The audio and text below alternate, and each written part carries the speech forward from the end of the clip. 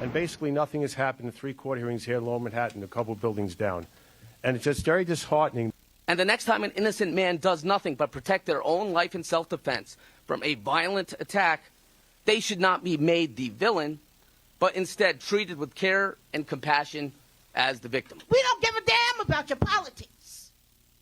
We don't care. It could be the man from the moon who's running for president, okay? As long as whoever's in there, it stands for law and order.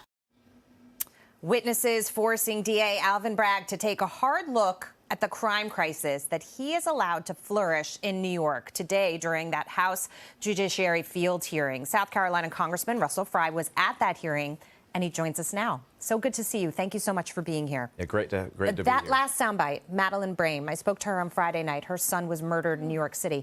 Nothing happened. Jose Alba was supposed to speak at this hearing. He was the bodega owner that was viciously attacked in his store. As Taylor was mentioning during the break, we've been living through a crisis here in New York City of proportions that we haven't seen in the last 40 years. What is going to happen to change the dynamic here? Because as long as Alvin Bragg is in power as the district attorney, it seems it's just going to be status quo.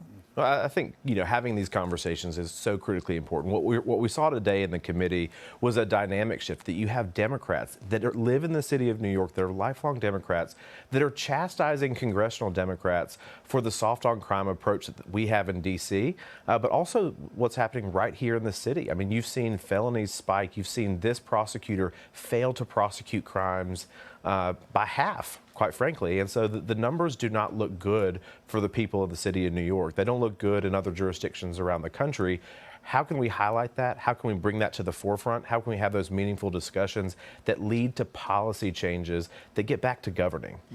Some Democrats would say that this maybe is politically motivated, coming after Bragg because he's going after Trump.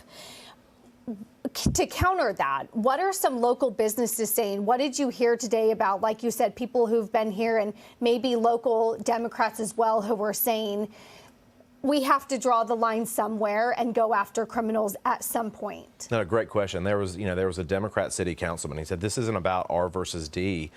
This is about what we're seeing in our city. And he took the district attorney to task. He said, I've never seen it this bad. You've had law enforcement echo that.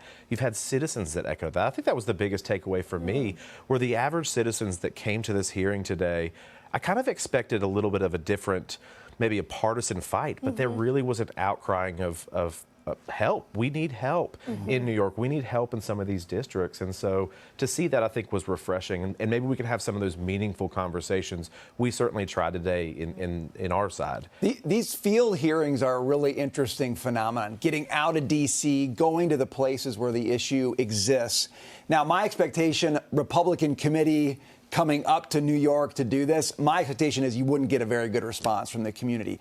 What did you find as you made it to the courthouse area, as you were in New York City? Was this kind of the circus environment that we saw with Bragg and former President Trump, or was it different? No, it was totally different. And I think that I would expect that, too. I thought that was going to be what happened. But we had people that were thanking us just for being in New York, talking about these things, because they really feel like that the press isn't covering this in any meaningful way. They see what's happening in their streets. They see what's happened in their neighborhoods. They're concerned about it, and they're tired of the lip service. They want action. Yeah, and to your point, the Washington Post, for example, in the past has said that we make it up. We lie on Fox News and Fox Business about the crime in New York, which is just absolutely untrue. The statistics speak for themselves. And if you live on the ground here, as Taylor was saying, you know how it feels.